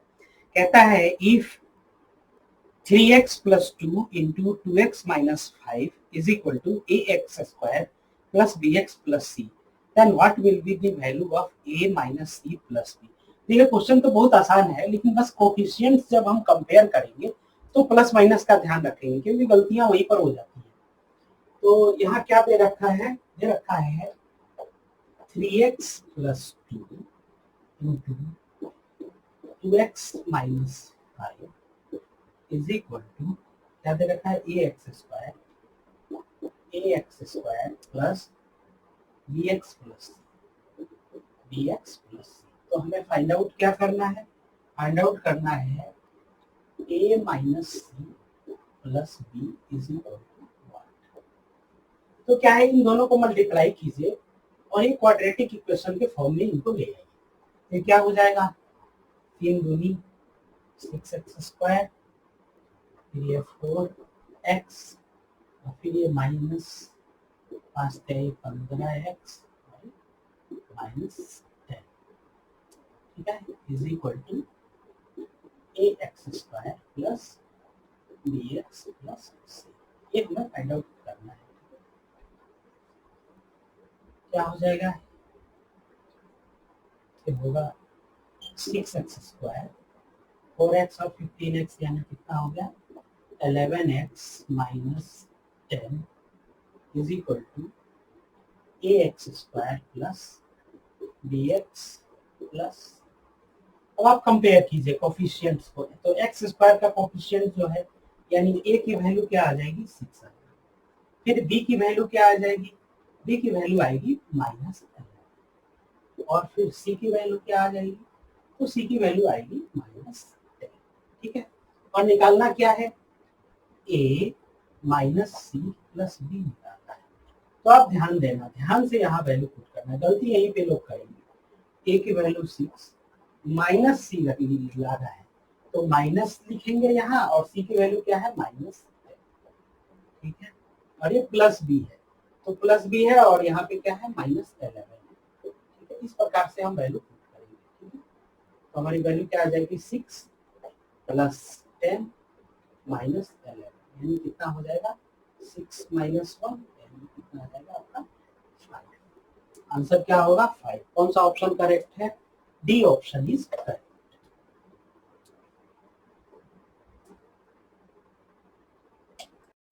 दोस्तों आइए एक और एग्जांपल देखते हैं। ये फ्रैक्शन का जो इंक्रीजिंग और डिक्रीजिंग ऑर्डर या ग्रेटेस्ट फाइंड आउट करना होता है उस टाइप का ये क्वेश्चन है। कहता है find the greatest among the following fractions 2/3, 3/5, 5/7 और 7/11। तो देखिए हम आगे इसको लिख लेते हैं, बोर्ड पे तो है ही, आप देखो 2/3, 3/5, 5/7 और 7/11। इसमें हमें ग्रेटेस्ट फाइंड आउट करना है। तो सबसे पहले आपको मैं ये बता दूं कि ये जो है ये आप इसको देखो तो आप एक चीज पाओगे कि न्यूमरेटर और डिनोमिनेटर में प्रत्येक का डिनोमिनेटर न्यूमरेटर से ज्यादा है। प्रत्येक यहाँ पे जो फ्रैक्शन है 2/3 या 3/5 इसका जो डिनोमिनेटर के जो डिजिट्स हैं वो उस अपने कॉरिस्पॉन्डिंग न्यूमरेटर के डिजिट से अधिक है। तो इस प्रकार के फ्रैक्शन को हम क्या कहते हैं, प्रॉपर फ्रैक्शन कहते हैं। आप डेसिमल फ्रैक्शंस या फ्रैक्शंस का राघव मैथ्स के आप पुराने वीडियोस को देखेंगे तो आपका कंसेप्ट क्लियर हो जाएगा। तो देखिए इसमें क्या होता है, जब भी प्रॉपर फ्रैक्शन हो इस टाइप के फ्रैक्शन को हम क्या कहते हैं, प्रॉपर फ्रैक्शन। प्रॉपर फ्रैक्शन, ठीक है। जब भी प्रॉपर फ्रैक्शन का सवाल हो और हमें क्या फाइंड आउट करना है, ग्रेटेस्ट फाइंड आउट करना है, तो ग्रेटेस्ट फाइंड आउट करना बहुत आसान है। हम पहले क्या करेंगे, शुरुआत के ये दो टर्म हम ले लेंगे, शुरुआत के ये दो टर्म को हम ले लेंगे। तो क्या करेंगे 2/3 और 3/5 इनको क्रॉस मल्टीप्लाई करेंगे। तो क्रॉस मल्टीप्लाई करेंगे तो 2 को 5 से मल्टीप्लाई करेंगे तो क्या आएगा 10 और 3 को 3 से मल्टीप्लाई करेंगे तो क्या आएगा 9। अब 10 और 9 में कौन बड़ा है, 10 और 9 में ये 10 बड़ा है। यानी इसका मतलब है कि ये 2/3 जो होगा वो किससे किसके से बड़ा होगा, 3/5 से बड़ा होगा। अब एक चीज तो आपको पता चल गई कि ये बड़ा है ये छोटा है, तो ये तो ग्रेटेस्ट हो ही नहीं सकता है। अब हम कंपेयर किसको किसको करेंगे, 2/3 और 5/7 को कंपेयर करेंगे। किसको किसको हम कंपेयर करेंगे, तो अब हम कंपेयर करेंगे इसको और इसको कंपेयर करेंगे। ठीक है, तो अगली बार में हम आएंगे 2/3 और ये 5/7, हम इनको फिर क्रॉस मल्टीप्लाई कर देंगे तो क्या होगा 7 दूनी 14 और ये क्या होगा 5 तिहाई 15। अब आप देखिए इसमें कौन बड़ा है, इसमें ये बड़ा है, 15 बड़ा है 14 से, यानी इसमें क्या होगा, इसका मतलब यह है 5/7 2/3 से बड़ा है। यानी अब ये बड़ा हो गया और ये छोटा हो गया, यानी ये बड़ा ग्रेटेस्ट नहीं हो सकता है। अब हम इन दोनों को कंपेयर करेंगे। ठीक है, अब हम इन दोनों को कंपेयर करेंगे, इन दोनों को, तो क्या है ये 5/7 और 7/11 क्रॉस मल्टीप्लाई कीजिए तो 11 इंटू 5 55, 7 इंटू 7 49। कौन बड़ा आ रहा है, 55 बड़ा आ रहा है 49 से, यानी 5/7 बड़ा है इससे 7/11 से, यानी ग्रेटेस्ट कौन सा हुआ, ये 5/7 जो हुआ ये ग्रेटेस्ट हुआ। ये जो है ये टर्म हमारा ग्रेटेस्ट होगा। तो उम्मीद है आपको ग्रेटेस्ट फाइंड आउट करना आ गया। किसमें? प्रॉपर फ्रैक्शन में। प्रॉपर फ्रैक्शन क्या होता है? जहां डिनोमिनेटर जो है वो न्यूमरेटर से बड़ा हो, उस फ्रैक्शन को क्या कहते हैं? जिस फ्रैक्शन में डिनोमिनेटर का डिजिट या नंबर न्यूमरेटर से बड़ा हो तो वो क्या होता है? प्रॉपर फ्रैक्शन होता है। तो प्रॉपर फ्रैक्शन में ग्रेटेस्ट फाइंड करने का यही तरीका होता है कि आप क्रॉस मल्टीप्लाई कीजिए। क्रॉस मल्टीप्लिकेशन में जो बड़ा आता है वो फ्रैक्शन बड़ा होता है।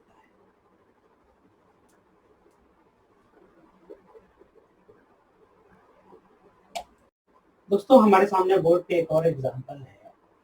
कहता है कि the number of degrees that the our end of a clock moves through between Noon and 2:30 in the afternoon of the same day is. कितना डिग्री 12 बजे से 12 बजे दोपहर से 2:30 के बीच में जो घंटे वाली सुई है वो कितना डिग्री मूव करेगी?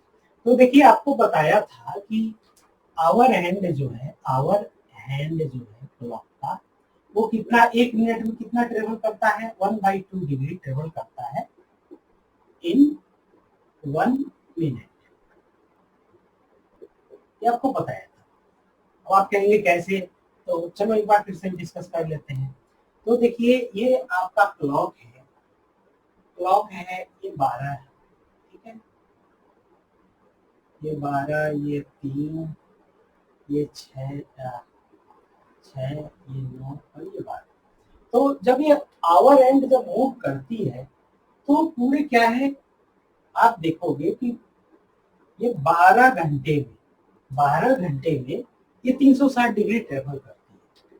यानी 12 आवर्स में कितना डिग्री ट्रेवल करती है? 360 डिग्री ट्रेवल करती है।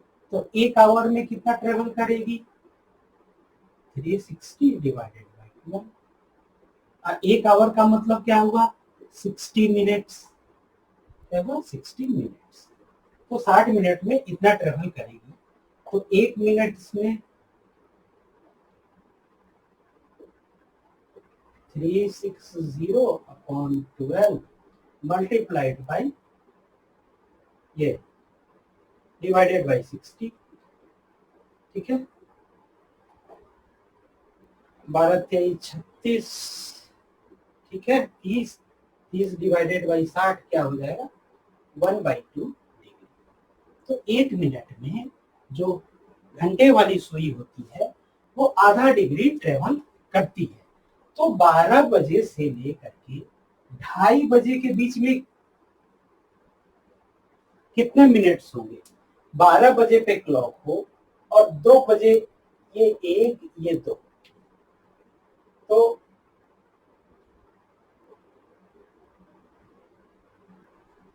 आवर हैंड कुछ कहीं यहाँ होगा और मिनट हैंड कहाँ होगा? यहाँ होगा।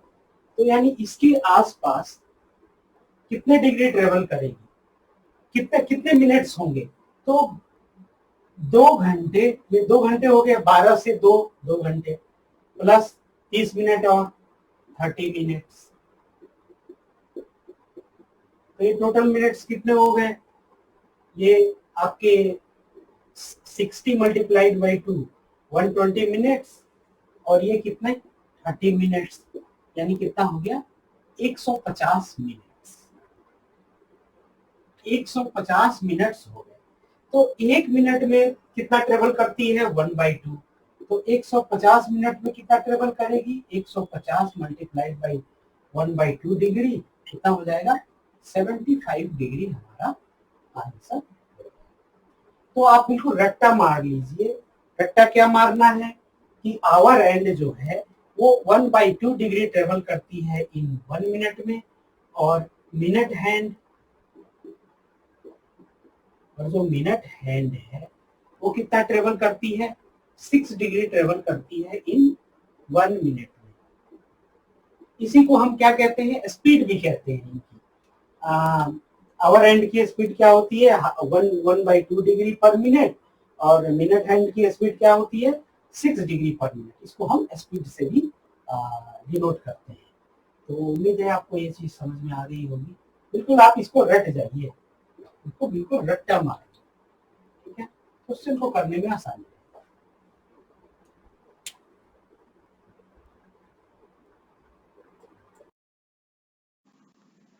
दोस्तों आइए देखते हैं मिसिंग नंबर्स के सवाल हैं। एक चीज आपको क्लियर कर दूं कि आप बुक्स में देखोगे तो सैकड़ों क्वेश्चंस मिल जाएंगे इस पे और एग्जाम में पूछे भी जाते हैं। लेकिन समस्या ये है कि सिलेबस इतना ज्यादा होता है कि क्या आपके पास समय है उन सैकड़ों क्वेश्चंस को कर पाने का, और अगर आप कर भी लें तो क्या वो याद रहेंगे, बहुत मुश्किल है। लेकिन मैं आपको कुछ चीजें बताऊंगा, कुछ ट्रिक बताऊंगा इसमें कि जिससे कि आपको मैं यूनिक क्वेश्चंस करा रहा हूं और ट्रिक बताऊंगा कि उन ट्रिक्स को आप याद रखेंगे तो उन ट्रिक्स के माध्यम से आप इन क्वेश्चंस को देख करके तुरंत एनालाइज करके निकाल ले जाएंगे। तो आइए एक एक करके देखते हैं। फाइंड 13, 21, 37, 69, 133, इसमें फाइंड आउट करना है। ये नंबर्स हमारे दिए हुए हैं, नेक्स्ट नंबर फाइंड आउट करना है। तो देखिए जब भी कभी इस प्रकार के क्वेश्चन हो तो यहाँ पर डिफरेंस ज्यादा नहीं दिख रहा है। तो ज्यादा जब डिफरेंस न दिखे, मतलब संख्याएं जो हैं उनके बीच का गैप ज्यादा ना हो, तो हम उनको क्या करते हैं, सक्सेसिव टर्म्स को एक दूसरे से सब्सट्रैक्ट करके रिलेशन फाइंड आउट करने की कोशिश करते हैं। तो यहाँ जब हम 21 को 13 से सब्सट्रैक्ट करेंगे तो क्या आएगा, 8 आएगा। फिर 37 को 21 से सब्सट्रैक्ट करेंगे तो कितना आएगा, 16 आ रहा है। फिर 69 को 37 से सब्सट्रैक्ट कर रहे हैं तो कितना आएगा, 32 आएगा। यानी एक चीज क्लियर हो गई कि ये क्या है, 8 के मल्टीपल्स में है या 2 के उसमें क्यूब 2 के मल्टीपल्स में है। तो इससे क्या है कि हमारा एक रिलेशन पता चल गया। जब हम रिलेशन इस टाइप का बस एक बार हमें पता चल गया तो हम उस रिलेशन में क्वेश्चन को फिट करने की कोशिश करते हैं। कैसे, तो 13 है और 21 लाना है, तो और हमें पता चल गया है कि 13 में 8 ऐड कर दें तो 21 आ जाएगा। तो हम ऐसे लिख सकते हैं 13 प्लस 2 का पावर क्यूब। इससे क्या आएगा, 13 प्लस 8 21। फिर 21 से हमें 37 लाना है और हमें पता है कि 16 ऐड करेंगे तो होगा, तो 21 प्लस 2 का पावर 4। फिर उसी प्रकार 37 से हमें 69 लाना है तो क्या होगा, 37 प्लस 2 का पावर 5, यानी 2 का पावर क्यूब। अगली बार वाले में 2 का पावर 5, उसके अगली बार 2 का पावर 4, सॉरी 2 का पावर 3 प्लस उसके बाद 2 का पावर 4 ऐड करना पड़ रहा है। फिर उसके अगले वाले टर्म में 2 का पावर 5 ऐड करना पड़ रहा है। तो इसी प्रकार हम आगे बढ़ते जाएंगे। इसका मतलब डेफिनेटली क्या है, 133 हमारा कौन सा टर्म है, 133 हमारा है पांचवा टर्म है। तो उसमें क्या है, पहले टर्म में हम 2 का पावर 3 ऐड किए हैं, तो इसमें कितना पावर ऐड करना पड़ेगा, पांचवा टर्म है यानी 4 और ऐड कर दें, यानी 2 का पावर 7 ऐड कर दें तो वो अगली वैल्यू आ जाएगी। तो यानी क्या होगा, 133 प्लस 2 का पावर 7 कितना, 128, 261, ये हमारी वैल्यू आ जाएगी। तो इस प्रकार हम क्वेश्चंस को सॉल्व करते हैं, उसमें रिलेशन फाइंड आउट आगे करते हैं। सेकंड क्वेश्चन देखते हैं। इसमें देखिए दोस्तों सेकंड क्वेश्चन क्या कह रहा है। सेकंड क्वेश्चन है कि ये मिसिंग नंबर फाइंड आउट करना है, 7, 8, 16 और 107 दिया हुआ है। अब आपसे मैंने ये कहा था कि आप सक्सेसिव टर्म्स को सब्सट्रैक्ट करके देख लें। तो यहाँ पर क्या है कि दिक्कत यह है कि यहाँ पे चौथे टर्म को ही फाइंड आउट करना है, तो इसलिए ऐसा सब्सट्रैक्ट करके देखेंगे तो रिलेशन निकालना बहुत मुश्किल होगा। लेकिन एक चीज आपको बता दूं कि जब भी कभी नंबर कुछ इस टाइप के हों कि पहला नंबर जो भी शुरू हो रहा है और जो आपका पांचवा या छठा नंबर जो है वहां पे जाने पे ये 3 डिजिट पे पहुंच रही है, यानी इसका मतलब है इसमें हम 1 का पावर क्यूब या 2 का पावर क्यूब या 3 का पावर क्यूब या इस टाइप के कुछ रिलेशन हम ढूंढने की कोशिश करते हैं। तो इस टाइप के जब भी हम रिलेशन ढूंढेंगे तो डेफिनेटली कुछ ना कुछ आएगा। जैसे यहाँ पर देखिए 7 है, उसके बाद जस्ट 8 लाना है, तो 7 प्लस 1 का स्क्वायर करके देख लें एक बार, या 1 का पावर क्यूब करें तो ये 8 तो हो ही जाएगा। फिर 8 से 16 लाना है तो फिर हम अगला नंबर 2 होगा तो 2 का स्क्वायर करेंगे तो 4 आएगा, 12 हो जाएगा, वो पॉसिबल नहीं है। तो फिर हमें क्या करना पड़ेगा, हमें तो 2 का पावर क्यूब करना पड़ेगा। तो ये क्या हो जाएगा, 8 + 8 यानी 16 तब आ जाएगा। फिर तब हम क्या करेंगे, उस पहला 1 लिया था, दूसरा 2 लिया था, अब तीसरा 3 लेंगे, 3 का क्यूब करके और अगला टर्म 16 में ऐड कर देंगे, हमारा 43 आएगा।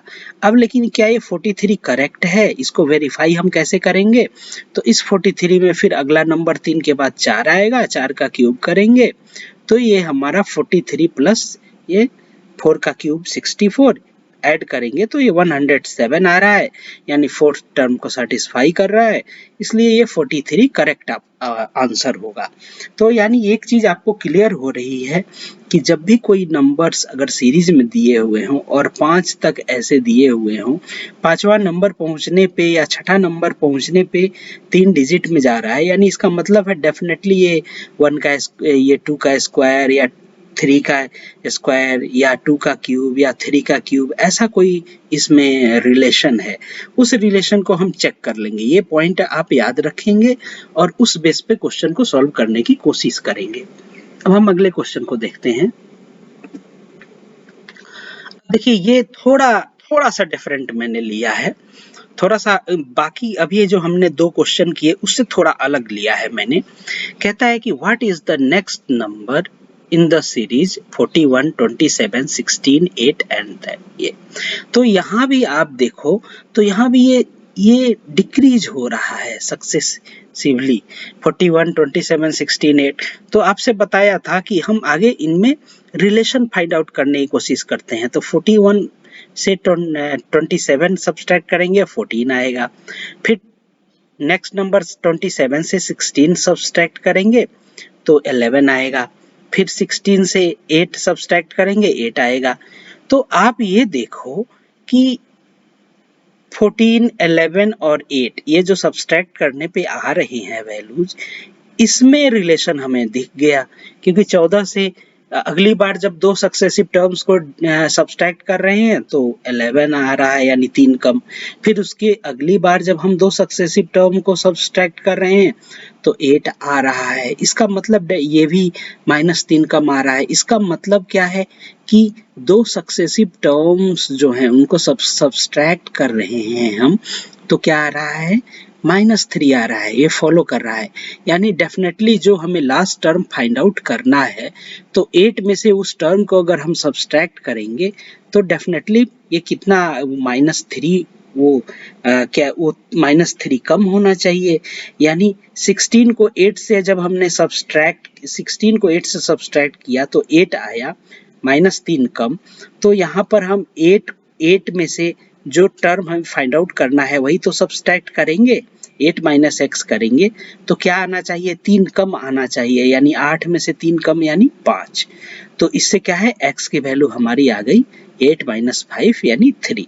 तो इसका मतलब क्या है, इसका मतलब ये है कि जो 2 टर्म्स के बीच को हम सब्सट्रैक्ट करेंगे, उन जो सब्सट्रैक्ट करने के बाद जो वैल्यू आ रही है उसके बीच भी हम रिलेशन को अगर हम एनालाइज करेंगे तो भी हमारा आंसर उसमें छुपा हो सकता है।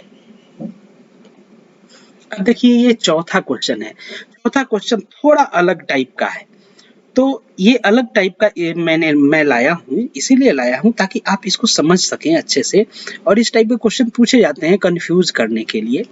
तो देखिए ये जो टर्म है कह रहा है कि इसमें जो है 6 जो है 4 बार आ रहा है, उसके बाद 7 3 बार आ रहा है, उसके बाद 8 आ रहा है।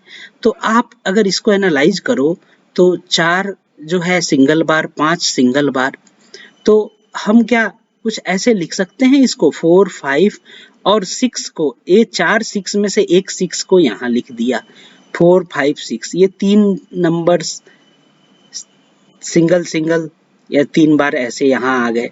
फिर उसके बाद बाकी के बचे 3 6 को हमने ऐसे लिख दिया, फिर उसके बाद ये 3 7 को ऐसे लिख दिया, फिर उसके बाद क्या आना चाहिए, डेफिनेटली उसके बाद 3 8 आना चाहिए, तभी तो हमारा क्राइटेरिया सेटिस्फाई हो पाएगा।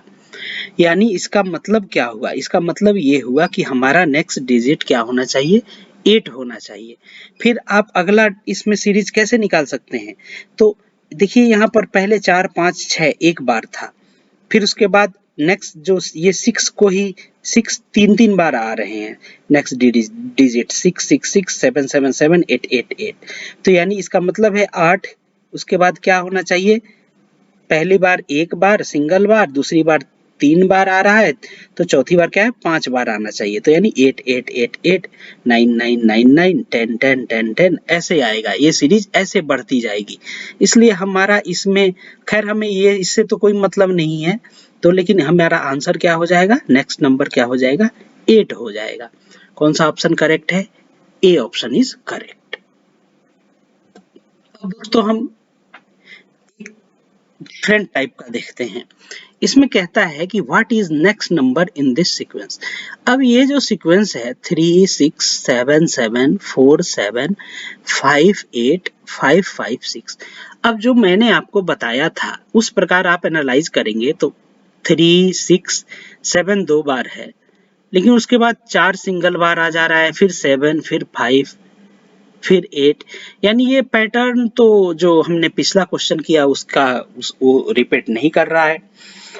तो इसमें अगर हम ये सोचें कि सक्सेसिव को सब्सट्रैक्ट करके देखें तो ये क्या आएगा, 6 और ये 3 आएगा, फिर 7 और 6 को सब्सट्रैक्ट करेंगे 1 आएगा, फिर 7 और 7 को सब्सट्रैक्ट करेंगे 0 आएगा, फिर ये क्या होगा 7 और ये तो ये क्या है, ये डिफरेंट आ रहा है, यानी कि 6 और 3 को सब्सट्रैक्ट करेंगे 3 आएगा, 7 और 6 को सब्सट्रैक्ट करेंगे 1 आएगा, 7 और 7 को सब्सट्रैक्ट करेंगे 0 आएगा, फिर 7 और 4 को सब्सट्रैक्ट करेंगे तो माइनस में 3 आ जाएगा, तो यानी कि ये कुछ पैटर्न नहीं मिल रहा है।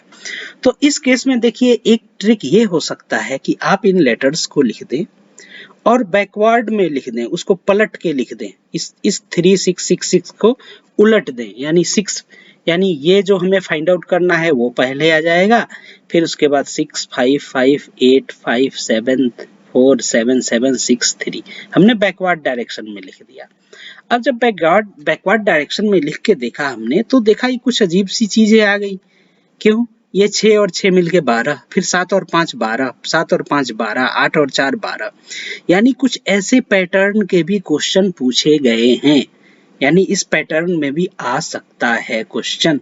तो अगर कुछ रिलेशन हमें इसमें नहीं मिल रहा हो तो हम एक बार बैकवर्ड करके देख लें, तो इसका मतलब क्या हुआ कि 2 डिजिट्स को हम सम कर रहे हैं बैकवर्ड, एक फॉरवर्ड डायरेक्शन में लिख के दूसरा बैकवर्ड डायरेक्शन में लिख के, तो सम 12 आ रहा है, तो यानी ये क्वेश्चन मार्क प्लस 3 का सम 12 आना चाहिए, तो क्वेश्चन मार्क की वैल्यू क्या हो जाएगी 12 माइनस 3 यानी 9, यानी ऑप्शन डी इज करेक्ट। तो इस प्रकार भी हम इस टाइप के क्वेश्चंस को करते हैं। ये सारे क्वेश्चन के करने के तरीके हैं, तरीके पता होने चाहिए आपको, थोड़ी प्रैक्टिस होनी चाहिए, उसके बाद अगर एग्जाम में आता है अगर लॉजिक लगता है तो ठीक, नहीं तो ये क्वेश्चन सबसे लास्ट में छोड़ दो, जब समय मिले तब आप करना। नेक्स्ट क्वेश्चन पे आते हैं। अब देखिए नेक्स्ट क्वेश्चन क्या कहता है, नेक्स्ट क्वेश्चन कहता है कि what will be the next number 5 11 7 8 9 5 11 2 13। तो इसमें आप दोस्तों ये देखो, मैंने आपको कहा था कि सक्सेसिव टर्म्स में को आपस में सब्सट्रैक्ट करके देखो, तो लेकिन ऐसा भी हो सकता है कि रिलेशन सक्सेसिव टर्म्स के बीच में न हो करके एक टर्म के गैप पे हो कोई रिलेशन। आप यहाँ देखो तो 5 और बीच में 11 है और उसके बाद 7 है, तो 5 के बाद 7 आ रहा है यानी +2, फिर 7 के बाद आप देखो तो यहाँ 8 है और 9 है, तो यानी 7 + 2 7 + 2 9, फिर 9 + 2 11, 11 + 2 13। तो सक्सेसिव या उसके आगे वाले में भी अगर हम रिलेशन यहाँ पे देखें तो रिलेशन नजर आ रहा है +2 +2 +2। फिर जो बीच जो इवन प्लेस पे जो नंबर हैं उनके बीच में भी रिलेशन नजर आ रहा है, 11 और 8 के बीच में ये -3, फिर 8 और 5 के बीच में -3, फिर 5 और 2 के बीच में -3, यानी -3 से ये कम होते जा रहे हैं। तो हमें जो नेक्स्ट फाइंड आउट करना है तो 2 और इसके बीच में क्या आएगा रिलेशन -3, यानी 2 -3 इज इक्वल टू x, यानी कि वैल्यू क्या हो जाएगी x की -1 होगी। तो कौन सा ऑप्शन करेक्ट है यहाँ? डी ऑप्शन करेक्ट है। तो ये भी सॉल्व करने का एक तरीका है, ये भी हम अपने दिमाग पे रखेंगे, इससे भी हम सॉल्व कर सकते हैं। अब देखिए दोस्तों, हम नेक्स्ट क्वेश्चन को देखते हैं कि what is next number in the series 3, 4, 16, 75, 364। तो दोस्तों आपको मैंने जैसा कि बताया था कि देखो यहाँ पे सिंगल डिजिट से 3 डिजिट पे पहुंच रहा है कितने उसके बाद, ये यानी कि ये पांचवा नंबर पहुंच रहा है, यानी डेफिनेटली इसमें 2 का पावर क्यूब या 3 का पावर क्यूब या 4 का पावर क्यूब ऐसा कोई टर्म इन्वॉल्व होगा। तो उससे रिलेशन हम फाइंड आउट करने की कोशिश करते हैं। तो 3 से 4 लाना है तो डेफिनेटली 1 ही इन्वॉल्व होगा, तो ये तो ऐसे हम निकाल लेंगे। लेकिन 4 से 16 लाना है तो क्या करें? तो 4 multiplied by 2 plus 2 to the power cube. फिर उसके बाद 16 से 75 लाना है तो 1, 2 लाए हैं तो यहाँ पे डेफिनेटली 16 को 3 से मल्टीप्लाई कर दें 48 और प्लस 3 का पावर 3। जैसे पहली बार 1 का पावर क्यूब किया, दूसरी बार 2 का पावर क्यूब किया, तो तीसरी बार 3 का क्यूब कर लेंगे, चेक कर लेंगे तो ये पता चला 75 सैटिस्फाई कर रहा है। 3 टर्म जब ये सैटिस्फाई कर रहा है तो डेफिनेटली यही आगे का प्रोसीजर होगा। फिर हम क्या करेंगे, इसमें हम डायरेक्ट अगले वाले इस पे आ जाएंगे। तो क्या है 364, हमें पता है ये पांचवा टर्म होगा multiplied by 5 plus fifth term है तो 5 का पावर क्यूब। ऐसा करेंगे, मल्टीप्लाई करेंगे 364 मल्टीप्लाइड बाई 5 1820 प्लस 5 का पावर क्यूब, ये इतना आएगा। तो ये भी एक ट्रिक है, करने का तरीका है। इसी प्रकार हम क्वेश्चंस को कर सकते हैं। फिर देखते हैं ये फ्रैक्शन वाले भी क्वेश्चन पूछे जाते हैं और बहुत आसान से भी होते हैं, बहुत आसान लॉजिक भी होते हैं। इसका एक एग्जांपल ये देखिए, कितना आसान अच्छा लॉजिक है, आसान सा लॉजिक है। तो देखिए फ्रैक्शन है 1/7, 3/4, 4/9, 5/6, 7/11, 7/8 और अगला फाइंड आउट करना है।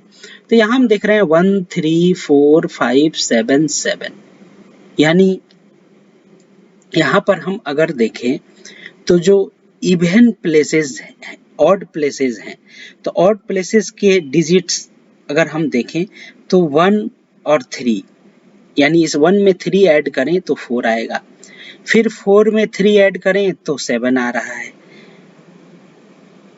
तो डेफिनेटली 7 में हम क्या ऐड करें, तो 7 में 3 ऐड करेंगे तो हमारा अगला टर्म आ जाएगा, यानी 7 प्लस 3 क्या हो जाएगा, 10 आ जाएगा, यानी न्यूमरेटर में 10 होगा। अब डिनोमिनेटर में आ जाएं, तो डिनोमिनेटर में हम क्या करेंगे, अगर हम फिर ऑड प्लेसेस को देखें 7, 9, यानी 2 का अंतर है, 7 + 2 9, फिर 9 + 2 11, तो यानी कि फिर 11 में हम 2 ऐड कर दें तो ये टर्म हमारा आ जाएगा, यानी क्या हो जाएगा 11 + 2 13, यानी 10/13 हमारा आंसर होगा। तो ये क्या हो जाएगा 10/13। कुछ क्वेश्चन इस प्रकार से भी दिए होते हैं, काफी इजी हो जाएंगे। बस आपको ट्रिक जो है पता होनी चाहिए, कुछ ट्रिक्स आप जो याद रखेंगे वो ट्रिक आजमा के देख लेंगे, क्वेश्चन का आंसर आता है तो ठीक है, नहीं तो फिर क्वेश्चन को आप बाद में करेंगे, सबसे लास्ट में करेंगे, वो बेटर रहेगा समय वेस्ट करने से। फिर ये क्वेश्चन देखते हैं। ये क्वेश्चन कहता है 2, 7, 17, 37, 77 और 4th ऑप्शन क्या होगा। तो दोस्तों देखिए, आपको जैसा कि बताया था कि सक्सेसिव टर्म्स को सब्सट्रैक्ट करके देख लें। यहाँ तो 7 और 2 को सब्सट्रैक्ट कर रहे हैं 5 आ रहा है, 17 और 7 को सब्सट्रैक्ट कर रहे हैं 10 आ रहा है, 37 और 17 को सब्सट्रैक्ट कर रहे हैं 20 आ रहा है, यानी पहली बार सब्सट्रैक्ट किया 5, दूसरी बार सब्सट्रैक्ट किया 10, तीसरी बार सब्सट्रैक्ट किया 20, फिर 37 और 77 को सब्सट्रैक्ट करेंगे 40 आएगा, उसके बाद 20 के बाद यानी 40, यानी कि ये क्या है, ये हमारा डबल होता जा रहा है, ये हमारा क्या है, डबल होता जा रहा है। 5, 10 का फिर डबल 20, 20 का डबल 40, यानी डेफिनेटली हमारा जो नेक्स्ट नंबर है वो 77 में क्या ऐड होगा, 40 का डबल यानी 80, ये 157 आ जाएगा आंसर। इसको एक अल्टरनेट मेथड से भी किया है, कैसे, तो 2 × 2 4 + 3 यानी 7, फिर 7 × 2 + 3 7 दूनी 14 प्लस 3 17, फिर 17 है तो 17 मल्टीप्लाइड बाई 2 34 प्लस 3 37, फिर 37 मल्टीप्लाइड बाई 2 यानी क्या हो गया 74 प्लस 3 77, फिर 77 मल्टीप्लाइड बाई 2 ये कितना हो गया 154 प्लस 3 यानी 157। इस प्रकार से हम क्वेश्चंस को कर सकते हैं। उम्मीद है ये जितने हमने डिफरेंट टाइप्स आपसे डिस्कस किया है आप उसे बस दिमाग पे रखिए। कुछ और भी टाइप्स डिस्कस करेंगे, उतने को आप दिमाग पे रखेंगे तो कुछ ना कुछ क्वेश्चंस आपको इसके क्वेश्चंस निकल जाएंगे। Thank you very much. हमारे चैनल राघव मैथ्स को सब्सक्राइब करें। थैंक यू, धन्यवाद।